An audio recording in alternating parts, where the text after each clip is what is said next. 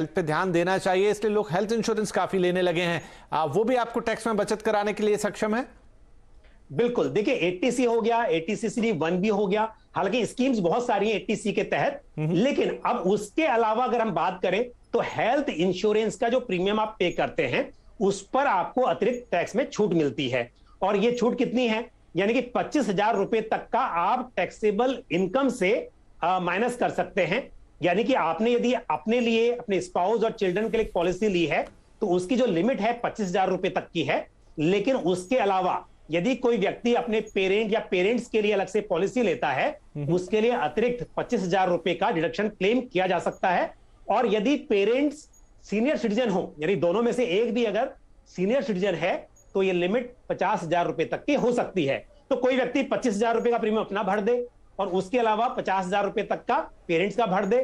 और एक चीज यहां पर और ऐड करना चाहूंगा, यदि किसी सीनियर सिटीजन ने हेल्थ इंश्योरेंस पॉलिसी नहीं ली है तो वो मेडिकल के जो बिल्स हैं उनके ऊपर भी सेम सेक्शन के तहत under section 80D of income tax act tax में छूट पा सकता है। ये तो आपने एक बढ़िया बात बता दी कि अगर पॉलिसी नहीं भी है तो आपके जो मेडिकल बिल्स हैं वो भी आपको टैक्स में छूट में मदद कर सकते हैं।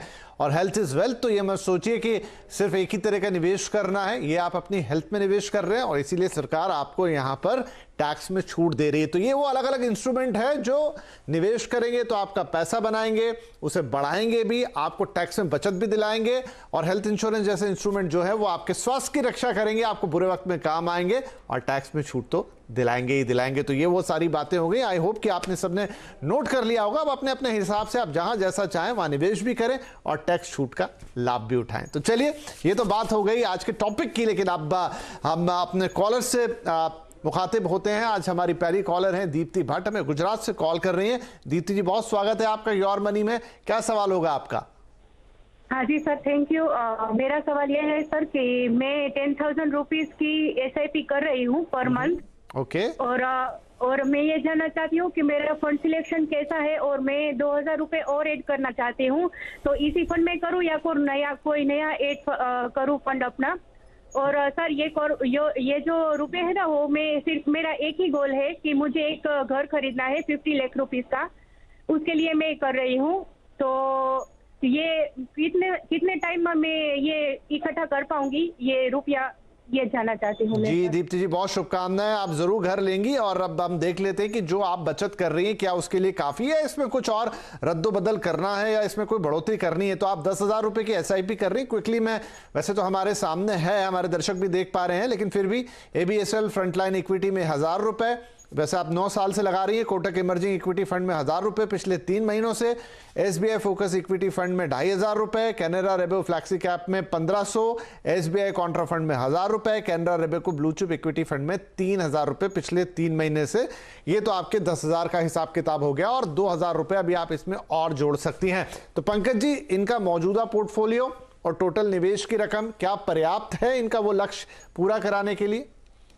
विपिन जी, एक छोटी सी बात पूछना चाहूंगा दीप्ति जी से, क्योंकि दीप्ति जी आप सुन सकती हैं तो मुझे एक आंसर बताइए कि आप, क्योंकि 9 साल से इन्वेस्टमेंट कर रही हैं, तो कितनी राशि जुटा ली है आपने अब तक?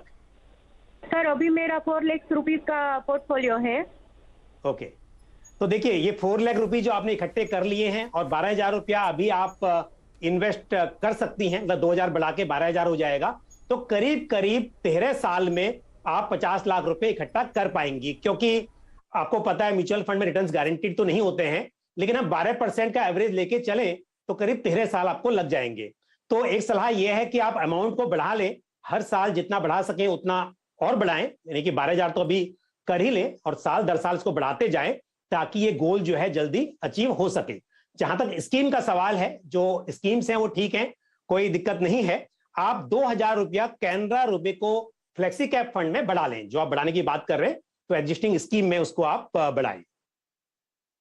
राइट। तो दीप्ति जी, आपके लिए सीधी सरल सलाह है कि आपको यहाँ पर 13 साल, अभी जो आपकी मौजूदा रफ्तार है उससे आपको 13 साल लग जाएंगे। लेकिन यहाँ पर जो पंकज जी आपको सलाह दे रहे हैं कि जैसे आप कैनरा रेबो को फ्लैक्सी कैप में और 2,000 रुपए की SIP कर दें, जो आप अतिरिक्त डालने वाली हैं, और थोड़ा सा इसको एडजस्ट करें, तो आप ये अपना लक्ष्य आपके तय समय में हासिल कर पाएंगी। तो बहुत शुभकामनाएं आपको हमारी तरफ से, और आप पूरे उत्साह के साथ ये पैसे जोड़ें, और अपना घर तो अपना घर होता है, तो उसके लिए आपको अग्रिम शुभकामनाएं। चलिए, ये तो हो गया दीप्ति जी के लिए सलाह। और अब हमारी अगले कॉलर जो हैं वो है मिस्टर रामा, अमृतसर से हमें कॉल कर रहे हैं। रमा भाई, रमा साहब, क्या होगा आपका सवाल? सर, मेरे पास कुछ कॉर्पोरेट है, मतलब फंड्स में लगाया हुआ मैंने पैसा। ओके। इसमें लगभग अभी तक मेरा 10 लाख रुपया इकट्ठा हो चुका है, और सर मैं 15,500 रुपए का सिप लगा रहा हूँ। तो और सर मैंने कुछ फंड्स है मेरे पास, वो आपके पास डिटेल्स होगी सर, उसमें कुछ मैं स्विच भी करना चाहता हूँ। मेरे को सर राय देंगे सर? और 13 साल में 2 करोड़ रुपए का कॉर्पस चाहता हूँ सर। हाँ, लक्ष्य इंपॉर्टेंट था, वही मैं आपसे पूछने वाला था कि आप क्या लक्ष्य लेकर चल रहे हैं। तो 2035 तक जो है 2 करोड़ रुपए आपने टारगेट रखा अपने लिए, और आपका जो है हमारे सामने पोर्टफोलियो है, इसमें IDFC फ्लेक्सी कैप फंड है, और 2,000 रुपए आप लगाते हैं। निपॉन इंडिया टैक्स सेवर्स फंड है, 1,500 रुपए आप 2016 से डाल रहे हैं। Axis long term equity fund है 2,000 रुपए, ये भी 2016 से। 2018 में आपने ICICI प्रू ब्लू चिप में 2,000 रुपए डालने शुरू किए। SBI ब्लू चिप है, एक्सिस ग्रोथ ऑप्ट है, SBI स्मॉल कैप है, पराग पारिक है। आप सब कुछ बढ़िया है, लेकिन पंकज जी, क्या बहुत ज्यादा इन्होंने अपने आप को डाइवर्सिफाई नहीं कर रखा है? ज्यादा फंड है या ठीक है? नहीं, फंड थोड़े ज्यादा हैं, और एक ही तरह के, एक ही कैटेगरी के एक से ज्यादा फंड्स हैं, जो शायद मेरे हिसाब से सही रणनीति नहीं होगी। मैं थोड़ा सजेशन दूंगा, क्योंकि आपने ऑलरेडी काफी टाइम से इन्वेस्टमेंट किया हुआ है, और आपने अभी कहा कि 10 लाख के आसपास इकट्ठा कर चुके हैं, तो वो पैसा तो बढ़ेगा ही। और 15,500 की जो अभी SIP कर रहे हैं, अगर मैं मान के चलूं कि अभी से लेकर और 13 साल का आप नजरिया लेके चल रहे हैं, तो करीब 55.5 लाख रुपए करीब आप इकट्ठा कर पाएंगे, यदि आपके पोर्टफोलियो पर 12% का रिटर्न मिलता है। और जो 10 लाख रुपया ऑलरेडी इकट्ठा हो गया है, वो भी आपका बढ़ेगा।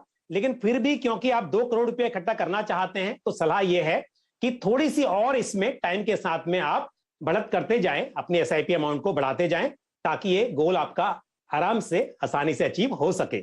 और जहां तक स्कीम का सवाल है, थोड़ा सा मैं आपको यहाँ बदलाव का सजेशन दूंगा। आप इसमें से IDFC flexi cap fund, Nippon India tax saver fund और SBI ब्लू चिप फंड, इनमें अपनी SIP बंद कर दे, और उसकी जगह पे आप पराग पारिक फ्लेक्सी कैप फंड और एक्सेस ग्रोथ अपॉर्चुनिटीज फंड इनमें बढ़ा दे। तो आपको मतलब 3 स्कीम कम हो जाएंगी, और आपका जो अमाउंट है यहाँ एडजस्ट हो जाएगा। और जैसे मैंने कहा कि समय के साथ बढ़ाते रहिए, ताकि आसानी से आप अपने लक्ष्य को हासिल कर सके। तो रमा भाई, थोड़े से चेंजेस हैं जो आई थिंक आपने नोट कर लिए होंगे। मैं एक बार फिर आपके लिए रिपीट कर देता हूं। पंकज साहब सलाह दे रहे हैं कि IDFC flexi cap fund, Nippon India tax saver fund और SBI ब्लू चिप, ये 3 को आप बंद कर दीजिए। इसकी जगह आप जो एक्सिस ग्रोथ अपॉर्चुनिटी फंड है और पराग पारिक फ्लेक्सी कैप फंड है, वहां पर वो हिस्सा डाल दीजिए। और साथ में ये भी सलाह कि जो आपकी सुविधाजनक हो, जैसे जैसे आपकी सहूलियत हो, वैसे वैसे आप धीरे धीरे हर साल अपनी राशि या हर महीने जो आप कर सकते हो उसे बढ़ाते चलिए। आप मौजूदा दर से जरूर आप 55 लाख रुपए तक पहुंचेंगे। आपको 2 करोड़ इकट्ठा करना है, लेकिन ठीक है, देखिए कोई फर्क नहीं पड़ता। अभी आप जितना आसानी से कर सकते हैं उतना, और थोड़ा अगर उसमें हर साल ऐड करते जाएंगे तो वो रकम आपकी और बढ़ती चली जाएगी। हम लक्ष्य कई बार थोड़े से ऊंचे तय करते हैं, लेकिन उसके नीचे भी अगर हम पहुंचे तो कोई दिक्कत नहीं है। बचत करना और उस पैसे को सही ढंग से बढ़ाना, ये इंपॉर्टेंट है, जो आप अच्छी तरह से कर रहे हैं। हमारी शुभकामनाएं आपके साथ है। आप समय समय पे आप फिर से हमें कॉल करें, लिखें, हम आपकी और मदद करेंगे। चलिए, तो इसी के साथ वक्त हो गया एक छोटे से ब्रेक का, लेकिन ब्रेक के बाद हमारे पास और दर्शक हैं जो अपने सवाल पूछना चाहते हैं। पंकज जी से बातचीत जारी रहेगी।